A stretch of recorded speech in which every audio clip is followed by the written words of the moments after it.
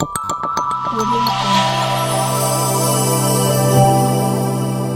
Jungle.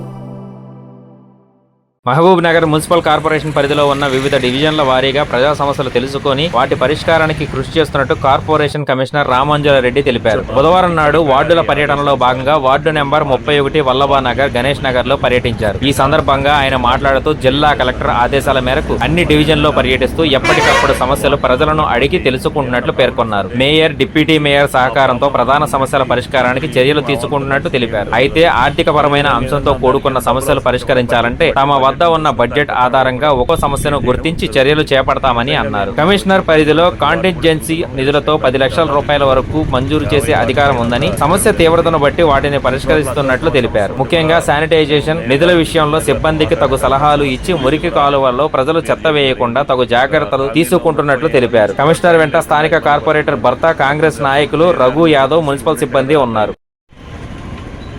District collector గారి ఆదేశానుసారము ప్రతిరోజు morning ward visit చేయమని చెప్పారు.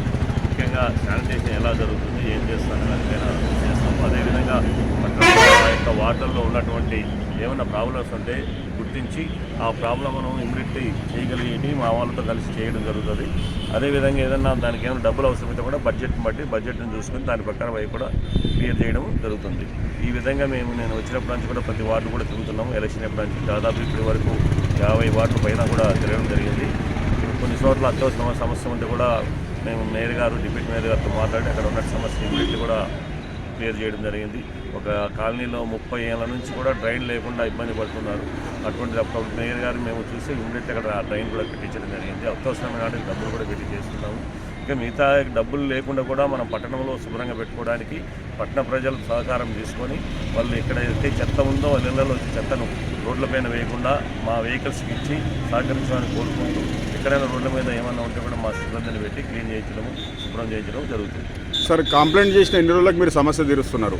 కంప్లైంట్ అంటే కంప్లైంట్ని బట్టి దాని బడ్జెట్ని బట్టి దాన్ని తీయడం జరుగుతుంది. ఇమీడియట్లీ బడ్జెట్ సంబంధం లేని విషయాలు అయితే ఇమీడియట్లీ 24 hours 48 hours క్లియర్ చేస్తాము.